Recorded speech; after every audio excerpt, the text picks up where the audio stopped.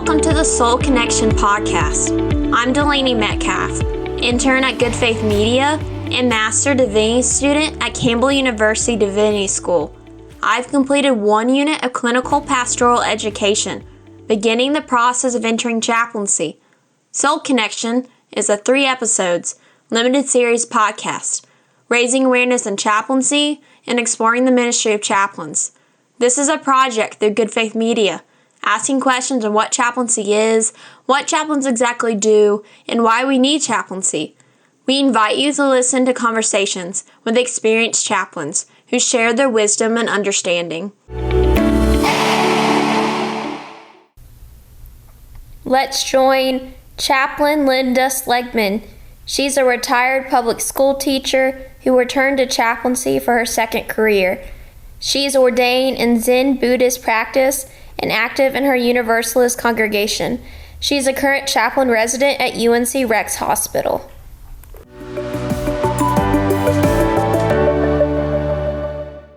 Hi, Linda. Welcome to Soul Connection. Hey, Delaney. It's always good to see you, my friend. Our first question today is, what is chaplaincy? Well, chaplaincy is basically it's a service. It's something that folks do to benefit others. And one of the ways that has typically shown up has been in hospital settings. That's usually a minister of some particular organization is showing up and maybe ministering to many different people or to their own people. So that's one way people think of maybe as chaplaincy. Another, I think, that's probably been made big because of media, movies, has been chaplaincy in the military, where chaplains join soldiers at times of real intensity, that they're in the trenches, bombs are flying, people are dying, and it is a rough time. And for them to have a chaplain show up who is there for comfort and to be alongside them, perhaps they have a leg that's just been blown off or something like that. I mean, that's welcome for them. But it also became associated with tragedy and, and life and death. And so one of the things that I noticed going into different situations, because I work in a hospital, that in some, especially if there has been what we call a code, where someone maybe is in the middle of having a heart attack or something like that, we are called to codes. And we're called for several different reasons. Sometimes it's to be with the patient, if we're able to be with the patient at that time. Sometimes it is to help the family, if there's family there, or friends, or folks who are not medical people and have an emotional attachment to the person who's in the bed, who's experiencing whatever's going on for them. And the other is to be there for the staff, because the staff has to respond and do everything that they know how to do, that they've been trained to do.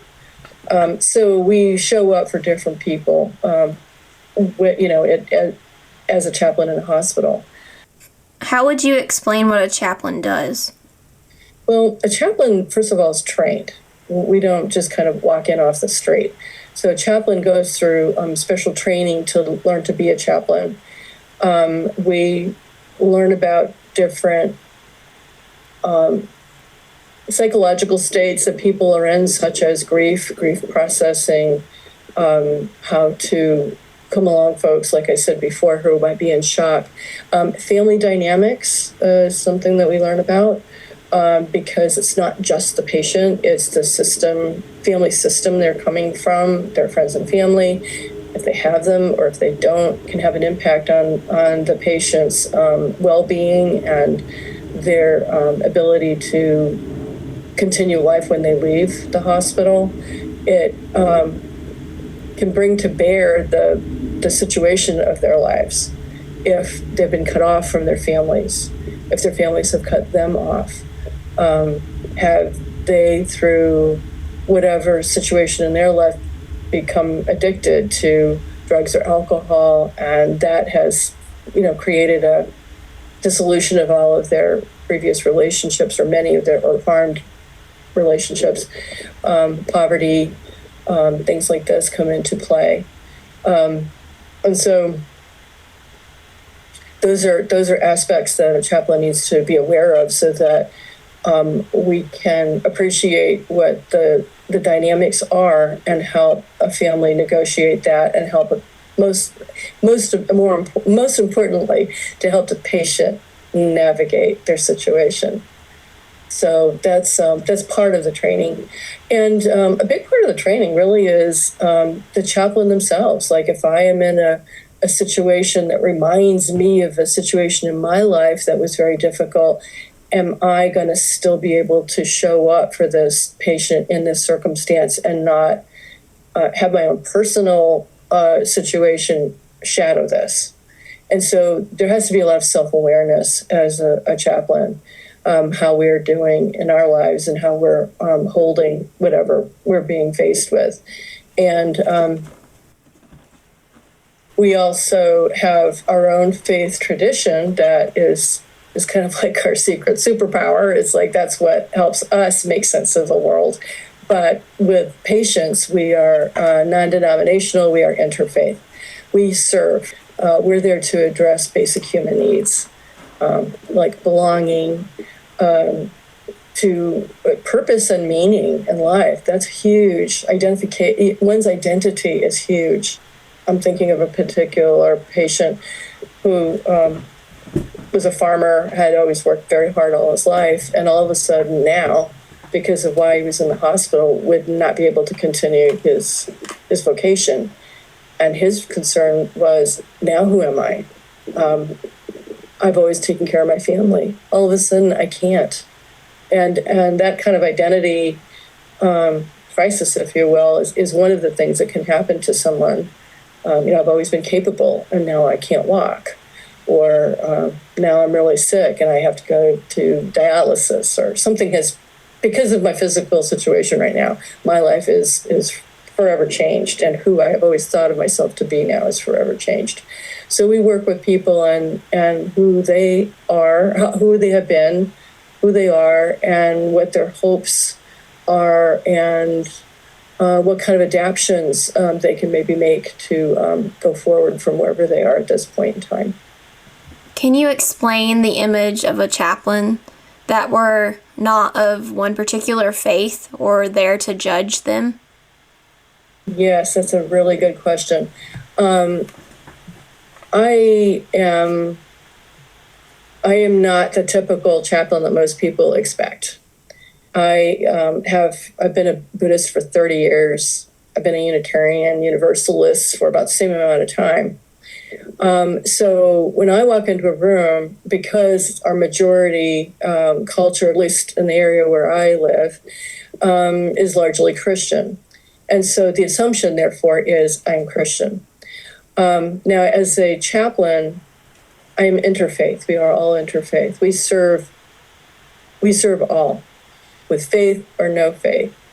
But that is an assumption when I walk in the room. Oftentimes people kind of preemptively will say, oh, I am someone who, I belong to this church and I go to service every Sunday. Like, they kind of want to prove to me that they are definitely a religious person. So sometimes that is a reaction to being a chaplain. But I found that when I first started, I was worried, like, how am I going to do this with people? I am not a Christian, and they're going to, maybe that's what they're going to want. I found, working with my other chaplain friends, that they wonder that too. Even though they're all Christian, they're from different denominations. And so each denomination emphasizes something different. And so they were kind of worried about, would they be accepted? And would there be any confusion, or would they run into any difficulty with patients? So I was relieved to find out I wasn't the only one having a bit of trepidation, like, am I going to be enough for this situation? And what I learned was, underneath it all, we are plain old humans. it matters to us if we have loved. It matters to us if we have been loved. Has someone taken us under their wing? Has someone really cared about us? Do we have people in our lives who show up for us and we know we can call them at any time? A person wants a place to be able to relax, be not judged, not be criticized, to really be who they are. And that has become something really important these days because we're a lot more aware of the variety of folks that humans are. We have LGBTQIA. We have folks with all kinds of neurodivergence. We have folks from different faiths, people with no faith, folks from different cultures all over the world. I welcome it. I love the diversity. It does mean there are different factors to consider in providing care for people. So that's part of what a chaplain does is respect the traditions of the patients that we're serving. And so we need to be quite aware that we cannot function with a majority view, that they're one size fits all. We need to be very flexible. We need to be open-minded. We really need to come from love. We really need to come from compassion and empathy and bringing ourselves as tender human beings to come alongside other tender human beings. And that's bottom line, what's underneath everything. Underneath all religiosity is us as human beings. And we have containers to hold us. We have different people have different belief systems. And even if you are not religious at all, there is a container probably of values that holds one together. So we all have some kind of container that helps us guide our way in life. And so as part of what a chaplain does is help the person that we're with access that container, their own container, that other person's container. And what is it that helps you when you're in difficulty?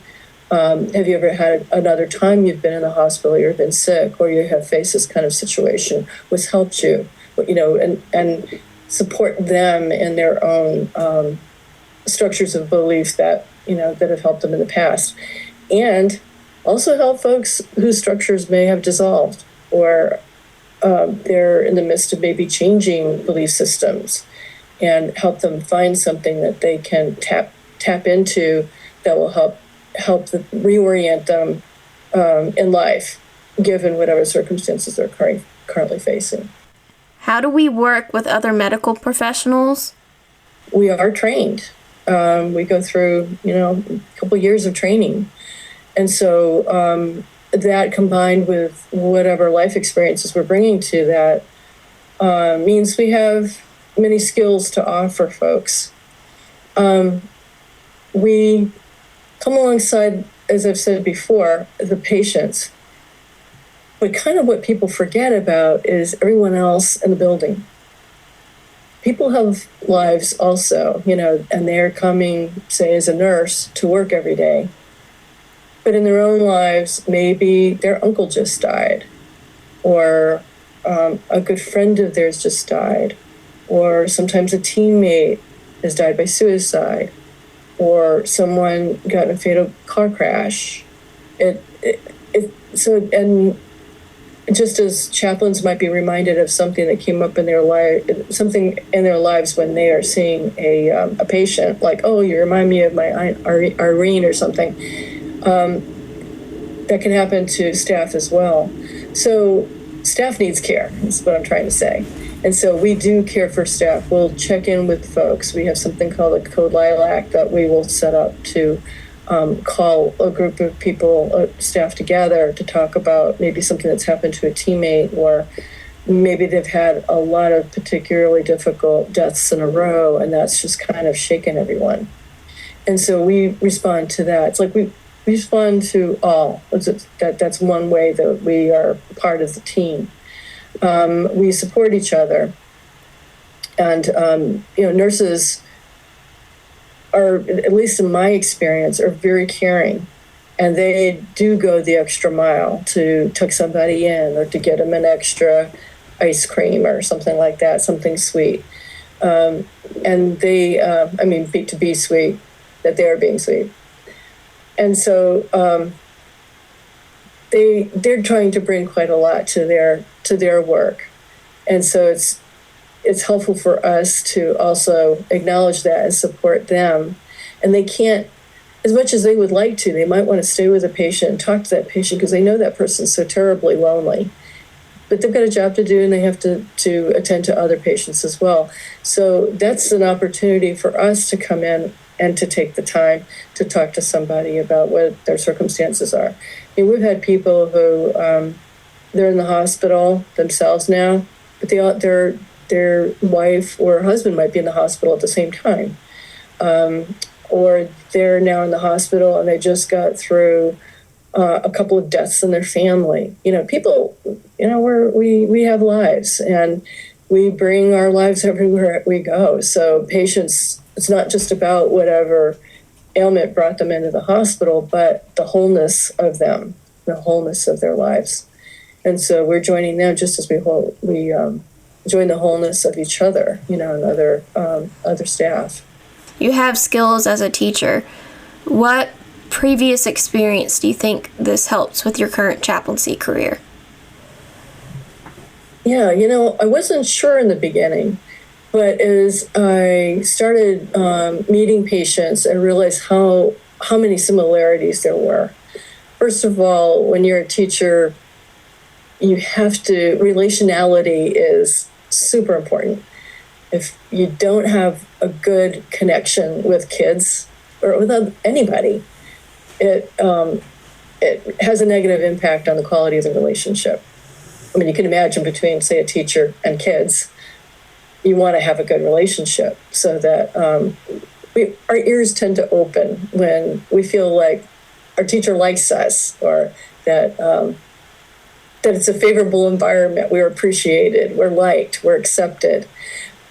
We are far more open and permeable to learning. So that relationality is really important to me in chaplaincy. It's all about being with other folks and being there fully and openly, and with heart, to come in with heart. And, and frankly, one of the things that I noticed in teaching was that there's a lot of difficulty out there that people are working with in their lives. And I noticed that in chaplaincy too, that people are returning to lives that are very favorable to blooming as a human being. And so it's kind of shown me some of the deficits in our society and where we can make some big improvements in people's lives. And say in the case of kids, just how that pays off for generations, if you make a good investment in the beginning. An investment in all of us, it's really important. And so one thing I want to say along these lines is that if you're going into chaplaincy after you've had a career, because chaplaincy isn't a career where you make a lot of money. So if you're doing this as a second career, that there's a lot that we bring to chaplaincy from coming from another career, maybe having had kids, in my case, grandkids, that we can come alongside people who are patients in a way that maybe others can't. So in other words, don't be afraid if you've got gray hair to go in, because there are going to be plenty of people that you can come alongside with and offer and come alongside with understanding, really what life is serving up in some of the situations that people have to deal with. So I encourage you, if you are thinking about a second career in chaplaincy, to go ahead and explore that, because there are there's a lot of wisdom and life experience that we can come alongside people with. Thank you for joining us today on Soul Connection, a 3-episodes limited series podcast from Good Faith Media, raising awareness in chaplaincy and exploring the ministry of chaplains. I'm Delaney Metcalf.